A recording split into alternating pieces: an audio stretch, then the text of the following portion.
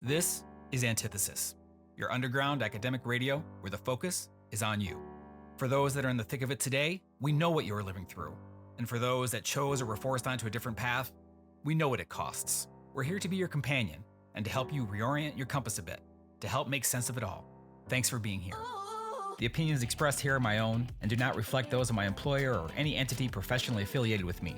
Topics in these podcasts will be familiar to many, if not all, within the academic and scientific communities, within institutions, industries, and employers of all kinds. Some of these topics may be of a highly sensitive nature to certain listeners, particularly those that have experienced or are experiencing them, and could trigger some emotions that are upsetting or distressing. I've created this space to speak openly about these topics with the broader goal of helping individuals cope, adjust, and adapt constructively to the many challenges at hand. With that said, thank you for joining me. Antithesis, Episode 9, Passion. Hello everyone, welcome to today's episode. Today, we start with the iconic Mark Twain quote, "Find a job you enjoy doing, and you will never have to work a day in your life." When we think of the origin or origins of any passion that we have or had in our lives, maybe it comes down to some initial crystallization of inspiration over a sudden moment, an occurrence, or possibly some exposure to events drawn out over time. Maybe these were moments in time of reality and in person, witnessing something that we hadn't seen or experienced before, making an indelible mark on us. Maybe it wasn't in person, and it was presented to us in the news or in images, maybe even a book or magazine. Maybe it wasn't even a reality, some form of media like a fictional movie, TV series, or other impactful sort of story or narrative. I raise this point today because of so much of what we've covered in this series thus far takes drive, takes a hunger to pursue and sustain that pursuit. Academic or not out there in the audience, this is relevant to each of us. As years pass, and so go the highs and lows, adjusting to actively have gratitude for even the smallest of things is of the essence, and so important. And this isn't a new theme. We touched on this a bit in the One Drop episode and some others. But thinking further on this, reflections on the source or sources of your passion or passions, past, present, and or future, is equally important. Any passions we have for our lives and our loves and our hobbies, and as much so for our vocations, our workings, our careers. And I think this is something so crucial to reflect upon, and for myself to try to dissect thoughtfully what put me on the path I'm on, what put me on the path from the past. How and what is it that will model what we are, what we hope and want to do, and truly what we want to achieve?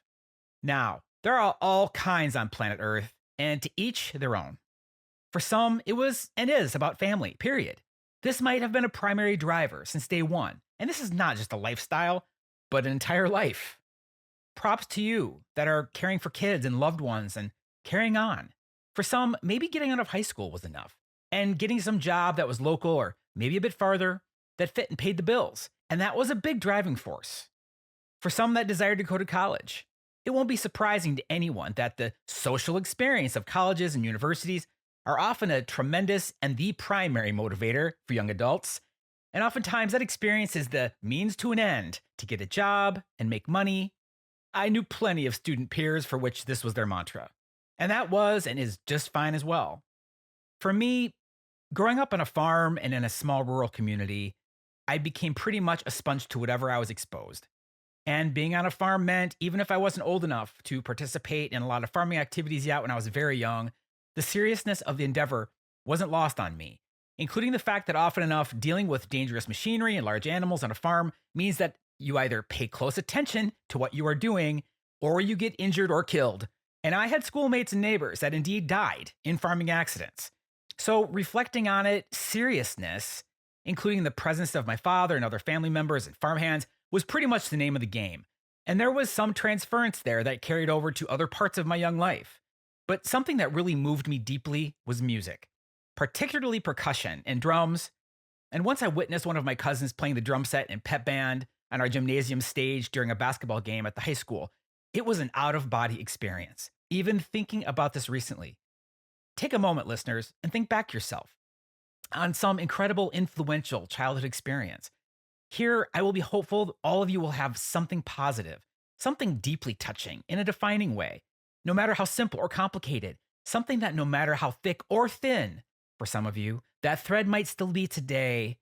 You can sense it's still there inside you. I just want to give you a few moments to think about this so you can latch onto something. All right. Just having your mind blown on an experience for the first time. I remember a tiny gymnasium packed to the rafters with people. And when I say tiny, I'm talking it would fit a few hundred people tops, where the bleachers literally encroached onto the gym floor. And I kid you not, so small that people would have to wait for a stoppage of play to come from the front door entryway and walk onto the floor itself where the game is actually taking place for them to get to the bleachers. I remember the crowd being packed to the gills, the smell of fresh popped popcorn, and the crowd going wild with excitement and occasional frustration. It's no doubt these new experiences dial up the senses intensely, especially for someone really young, and there's no other way to describe it. And this wasn't the big leagues like a Red Sox game or a Knicks game in the Madison Square Garden. And then during a break, the band played some back in the day hit song that was pep rally worthy. We're talking the turn of the 1980s here, and the trumpets were blaring and those drums just captivated me. And a couple of years later, I did all I could to make sure I was selected by our band director at the time to learn percussion. Funny thing is, I loved basketball and football and track too, but music was something for me that I could own, that I could do with very little resources. And I recall clear as a bell that it was that earlier moment that made me pursue percussion and performance ambitions throughout high school and even into my undergraduate college years. Now, we're going to get back to the prior topic here, but I'm wondering how you all feel as you reflect on this. Even with all of the questionable and terrifying things that can and do happen while growing up, do you have any semblance of memories that were driving forces for you throughout your life to this point? Have you been able to foster them, sustain them, nurture them, even in the least? I believe that even the most far-fetched inspirations and dreams we have as children still manifest in ways in our lives, even when not in that one-to-one ratio to that original fantasized or envisioned pathway or outcome. I wonder sometimes how we would feel about each other if we all could do better to know the inner children we're dealing with on the outside and have others actually do the same for us, even just a little. Maybe rather than having that kind of extreme, and I admit it sounds kind of funny, maybe it all comes down to having just a bit more respect for each other. I shared the farm kid and small town drummer anecdotes because they relate to a certain mindset, particularly when it comes to lasting impressions. For myself, I remember being an undergraduate and going to a career fair, and I walked up to this table and it was a company, I think it was in the area where I was going to undergrad. And I said, hey, I'm going to have a bachelor's degree in biochemistry. And they told me verbatim, matter of factly, a tone I'll never forget, which bordered pretty much on rude. All you'll ever be at this company is a technician. This experience literally came across to me as a threat, and I walked immediately to our undergraduate advising office and started gathering information on how to apply to graduate schools. And this is another one of those instances where I didn't even pause. I mean, today reflecting on it, maybe it would have been a good idea to get a second opinion. just from that one experience, just from that one individual. I mean, I might have been at the career fair for just a few minutes, and I walked out knowing, well, I don't want to just be a technician. Unbelievable. Where I came from, I couldn't help but have the feeling that I was going to need to somehow break the mold, do something unique, something different, to show that I could have some kind of impact that was beyond great test scores and great grades, because at these times, learning felt and was painful. I never gave up on the fact that I needed better to learn how to learn, and this was a real turning point for me, because why should I feel like garbage and be incredibly intimidated by any topic, rather than be encouraged and motivated and have some tricks of the trade shared with me on whatever we were learning at the time? Well, it became clear to me real fast. Few folks knew how to teach, and even more importantly, few, if any, folks wanted to teach. And credit to those in my past that cared enough, that stood in for me as a professor. It's not to say there weren't some standpoints in the positive realm, but the discordance today with what the general public might think is the role of education at colleges and universities. I mean, the word teach or instruct, guide, I guess profess as the root of the word professor is what best fits the bill, for sure. And that word profess itself just screams passivity.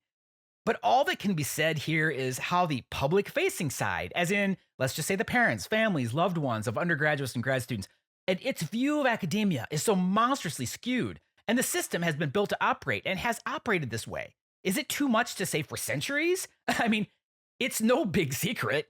So is it a secret at all?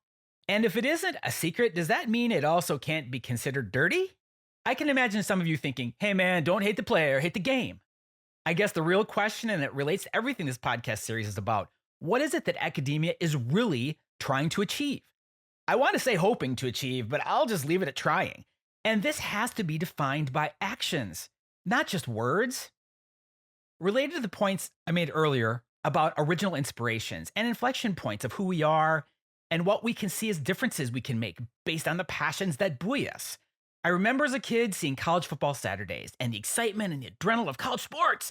Oh, how I definitely transferred that emotion over to other compartments of the university experience when I was so young and obviously too impressionable. And I'm not sure why I did so. Maybe because for me, it was all in the eye of the beholder. And if it's on TV, it has to be true. This is how people are feeling. It's amazing. There was some youthful excitement and naivety involved on my part, for sure. I guess that energy is what it's all about, right? Almost an artifice to build up something more than what it really is at its heart, or more accurately, around what academic institutions are supposed to be.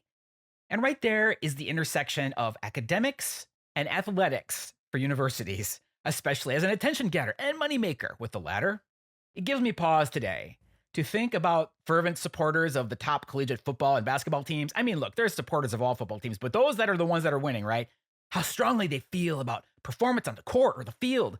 But is there any conception of the real reasons of the existence and functions and operations of their quote unquote favorite university? And what fraction of these folks can even call that university their alma mater? And nope, more power to them. Not a problem. We've all seen it and lived it. Whatever the flagship university is in your state, whether people attend it or not, if your family follows sports especially, this is the team they're rooting for. I had no idea, barely even an inkling, that I'd pursue being a professor in academia. Not even a slight consideration until late into my postdoctoral period, because I knew fully well what it entailed to even appear qualified, until it just seemed like the path that made sense at that point. But for all my time in school, starting as an undergraduate, I saw how professors were portrayed in media, and it bothered the hell out of me, probably because it was pretty true, way more often than not. And of course, I sat in lectures, hundreds of people large and small, and saw it firsthand. Hollywood always went to extremes. But maybe Hollywood wasn't that far off the median experience, and no doubt reasonably accurate for the welcome to class, you're on your own, sink or swim, best of luck. I experienced very few nutty or absent-minded professors, but I did experience many, this is in no way my priority, and I have no time or real effort that I want to devote to this kind of professors. And for me, believe me, this was the precipice. At the convergence of my personal experiences and pretty much every one of my peers when we were undergrads as young participants in academia, with an interpretation of what I deemed could and should be possible, and also a naive but very pure intention of translating care and interest, and dare I say motivation, something exciting, something even more antithetical. Could you possibly even make this fun? Did we so often need to feel like we were dying, sitting in lectures and some of our biology and chemistry courses? Organic, anyone? And I knew some damn geniuses, but I'll say this much with absolute confidence. Dying in these courses was par for the course for most of us. And I know some of you listeners already. You're nodding your head and probably throwing your phone at the wall.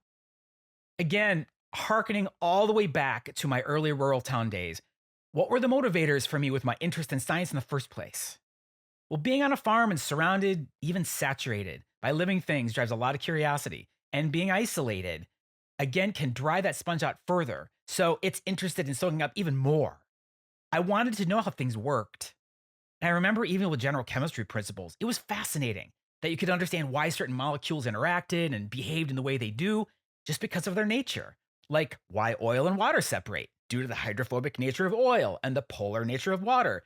The expression like dissolves like, an idea of oil being water-fearing. Suddenly, I was left with this feeling of control by having an understanding of the why. And this was a huge shift in my thinking. At my core, I really wanted to know how and why biology worked, even the biochemistry underlying it.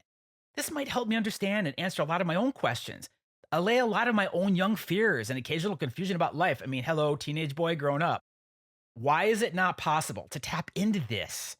To take that Saturday college football stadium feeling and passion and pour it over into our lecture halls and laboratories? Why should there be any difference in promoting students' drive to learn than a coach's drive for their team to score a touchdown, basket, or goal. Find a job you enjoy doing, and you will never have to work a day in your life. I came to know quickly that if I wanted to grind out an academic experience, and again, this came a lot later in my postdoc time and started thinking more serious about being a professor. I taught a lot as a graduate student. I needed to find a way to connect all of these past observations, experiences, and motivators into my own passion to create a new type of story. I knew I needed to find a way to sustain these efforts with self-satisfaction and enjoyment. And at the heart of this philosophy was the idea that I needed those I was teaching and mentoring to both see and feel what we were doing was different than anything they'd experienced before, called shock and awe, and that we were all pursuing something bigger than they'd ever possibly could have expected. And this in and of itself is exciting. But I also knew we'd not be rewriting rules, for it seemed there weren't any, at least that were written. We'd be writing new rules, even if much of this was philosophical and purely energy derived. But like any new path, there will always be risks. The question there was, is doing better, aiming to achieve some good, worth the risk? I think every one of us is faced with this question from day to day, and maybe well past in our lives, to help define our path, all driven by our passions. For all of us, and for those of you still tuning in, we grind and we grind and we grind. Sometimes we stay. Sometimes we move. Sometimes we need to adapt. Sometimes we need to leave. But it's never too late. Never too late to reflect on what makes you passionate, but also to take a moment to reflect what made you passionate. And even to ask yourself, what makes these people I work with passionate? Maybe we don't see it, but they have to feel it in there somewhere. I hope each of you can take some moments to stoke your fires. And for some of those coals that might have gone cold, to think back to when they were burning, even as homage to who you were then, and maybe the idea that you could put a match under them yet again. Well, as for the outcomes of my whole academic supposition, upon which so many past experiences and views merged into action, can I convert my interests and this deep-driven passion into something that can help people gain, but help me enjoy through the trials and tribulations and challenges, but have something to look through for every day to day, whether it's that single drop or something bigger, where I can feel good. I can enjoy that moment as then we get back to the lab and we try to keep doing research. Well, for now, let's just say we definitely lit some fires. And with that, thanks so much for joining me today. And I hope you look forward to our next episode that will be released in a week's time. And no matter on which platform you heard today's episode, if you enjoyed it and want to hear more, please subscribe, follow, like, and share. And set your notifications to let you know that the next fresh episode is ready for you to dig in. All of you, keep building up your courage, hang in there, and keep your head up. We'll talk to you again soon. Continuing 30 years of experience with stories in and beyond the academic realm, Antithesis is a podcast that will take these perspectives and philosophies and pull them, along with you, the student, the researcher, the innovator, the educator, into the sunlight.